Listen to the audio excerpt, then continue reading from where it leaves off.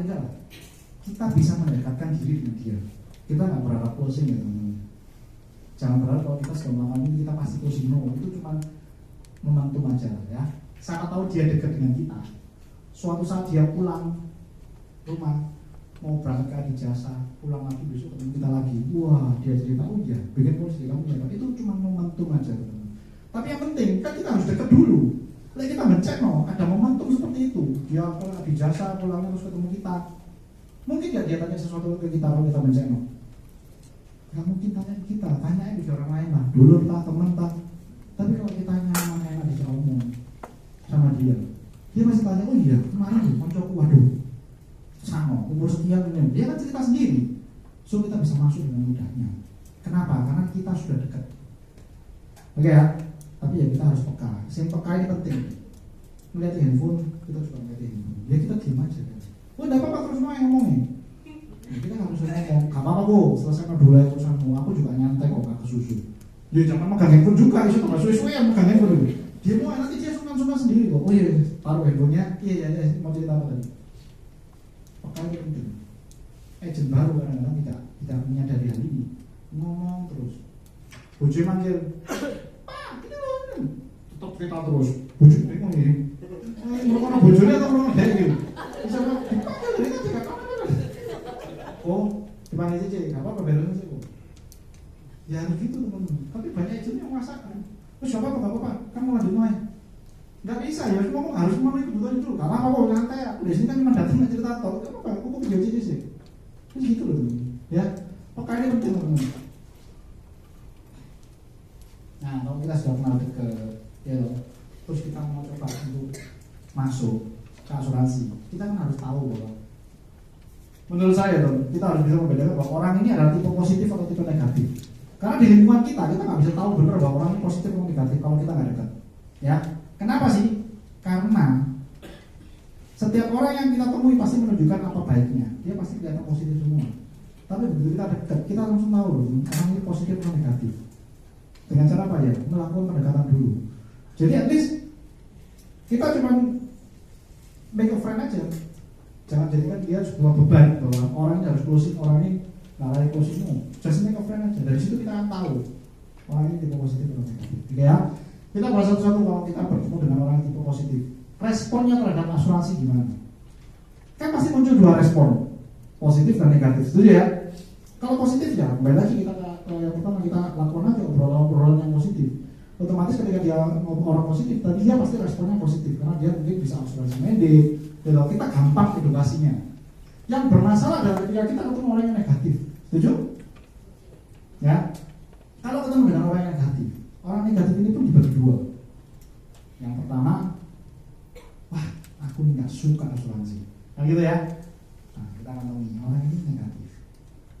Nah, tipe yang kedua, asuransi itu sudah banyak, nggak perlu aku asuransi lagi. Oke ya? Seperti itu pun juga termasuk tipe yang negatif. Nah, tipe-tipe ini kan beresinnya beda-beda juga teman-teman. Beresinnya kan kita harus tahu bahwa orang kayak tipe, wah benci asuransinya harus beresin gimana. Dan kita nggak udah langsung ya, mau harus kenal deket, mau langsung prospek. Ya kembali lagi, bakal jadi orang yang lagi teman-teman. Ya. So kita harus tahu mengenali bahwa kalau tipe orang negatif itu akan terbagi dua, orang yang nggak suka asuransi atau orang yang punya banyak asuransi. Kita bahas satu-satu ya. Menurut saya kalau orang yang tidak suka asuransi, ya ini pun pasti sudah diajarkan sama agensi kalian ya. Kalau tipe orang yang negatif nggak suka asuransi, so kita datang, kita harus beresin sakitnya dulu. Nggak boleh langsung prospek, meskipun dia sudah dekat ya happy ya, tapi kita nggak boleh langsung prospek. Oh gini loh, aku ini punya produk apa? Lu bisa dengar, karena merasa kita sudah dekat, ada langsung prospek. Nggak bisa teman. Tetap ketidaksukaan dia terhadap asuransi tetap jadi tangannya dia. Mau diotek kayak apapun, kamu dekat dengan aku belum tentu aku beli asuransi di kamu. Karena memang aku nggak suka dengan asuransi, itu kan poinnya. Tapi kalau kita memaksa untuk bercerita, ya kita bisa bercerita. Hasilnya sia-sia. So kita ketemu dengan orang yang tidak suka asuransi, kita harus beresin sakitnya. Tanya sih, apa aku kok nggak suka asuransi? Apa aku, apa OC, apa opa, apa bu? Kenapa tidak suka asuransi? Kalau orang nggak suka asuransi, itu kan paling kita sebagai konsultan kan paling cuma bisa nebak cuma 3 hal sih. Menurut saya, tentang agentnya yang nggak karu-karuan, tentang saldo, sama tentang klaim. Setuju ya? Kan paling itu toh gitu. Di dunia asuransi itu sudah ada hal baru yang wah ini baru pertama kali kasus ini terjadi. Nggak ada teman-teman. Orang nggak seneng ya pasti lingkupnya ya di ranah-ranah klaimnya nggak cair kayak dengar dari temannya saudaranya bahwa asuransi benceng kayak ya kita harus beresin. Kalau kita tahu ternyata orang ini sakit hatinya dari klaim ini kayaknya waduh asuransi ini bujuin kabeh. Waktu masuk ngomong enak, tapi waktu keluar bulat setengah mati bla bla bla bla bla bla. So ya kita harus beresin itu dulu. Beresin ini pun juga kita juga harus punya tekniknya. Ketika orang bercerita, kadang-kadang bayang lu agent ini kayak gini. Oh iya aku salah bener. Terus dia cerita bahwa masa sakit itu gak cair. Dan terus kita bantah, bukan kayak gitu. Jangan teman-teman, jangan dibantah. Misalnya orang sakit hati jangan dibantah. Sama kalau cewek lagi bentut, benar dan salah tetap. Ya, sebenarnya sama lah. Salah benar ya tetap benar mereka. Jangan dibantah. Bukan gitu kok, sih benar kayak gini tuh. Waduh, tambah kamu bisa berdebat 5 jam gara-gara bahas sesuatu yang nggak penting gitu. Dengerin aja semuanya. Salah ataupun benar, iya, betul. Benar kok. Benar nggak asuransi? Iya, benar tuh. Pokoknya iya terus aja. Jangan pakai alasan bukan tuh, sebenarnya bukan kayak gitu. Jangan, pokoknya iya wes. Cewek paling seneng dia meskipun salah. Ya, penantang calon masa Anda seperti cewek sih. Ya, pokoknya yono itu nggak usah dibantah tambah ruwet kamu. Ya, dia semuanya. Begitu dia selesai, rata-rata pasti tanya gini, ya apa menurutmu? Gila nggak asuransi? Kan dia tanya, ya apa menurutmu? Ya kita bisa ngomong. Kok sing kok ngomong, sing cici ngomong, bu, sing ibu ngomong, semuanya benar, betul kan? Tapi ketika ngomong tapi harus ambles kabeh, semua opininya dia kan ambles kabeh. Tapi dia sudah mulai nyaman dengan kita karena dia merasa didengarkan. Setelah didengarkan, cewek itu paling nyaman, betul ya? Tapi bencana bisa tanya menurutmu, wah berlanjut lagi, wah itu ya. Tapi kalau nasabah kita bilang bener kabeh, tapi menurut Yudi, kemarin Yudi sih barusan gitu. Ini masalah tentang klaim ya. Kebetulan Yudi kemarin baru ikut training klaim. 3 hari Yudi ikutin training klaim. Ternyata tuh, sing kuku ceritanya sih, wah bener kabeh, betul kabeh. Tapi ternyata tuh, hal-hal kayak gitu tuh ada aturan nih. Tak cerita dikit ya. Klaim itu nggak cair cuma karena 3 hal. Apa itu?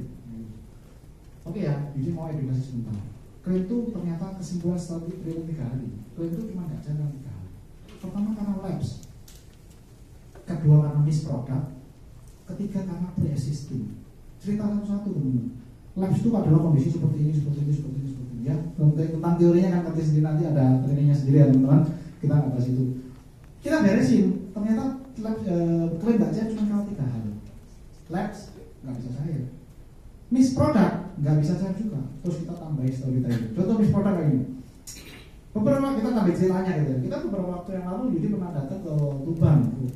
Tujuan Yudi datang ke sana cuma mau review polisnya nasabah. Terlepas dari nasabah itu nasabah Indonesia atau bukan. Pokoknya Yudi datang mau bantu review polis. Yudi ketemu dengan toko emas di sana dan tak minta review polis, dia bilang nggak perlu. Mamaku belikan aku asuransi pasti dites. Wah jangan itu. Sudah lama, sampai sekarang pun tetap tak bayar lagi. Jadi dulu mama yang bayar, sekarang dia yang bayar. Boleh kok tak review polisnya? Nggak usah lah. Singkat cerita saya cuma temenan aja sama dia. Temenan aja, dan akhirnya dia simpan WhatsApp saya simpan WhatsApp dia. 3 bulan kemudian dia WhatsApp ke saya. Yud, kamu masih di Indonesia? Duh, masih gua apa? Oh enggak nih loh, aku kan baru kena demam berdarah. Demam berdarah tipe saya lupa. Saya masuk rumah sakit, tapi bencana mau asuransi news paling aku wes pokoknya marah-marah. Enggak cair tau enggak? Saya sabar. Apa sih yang bisa dibantu?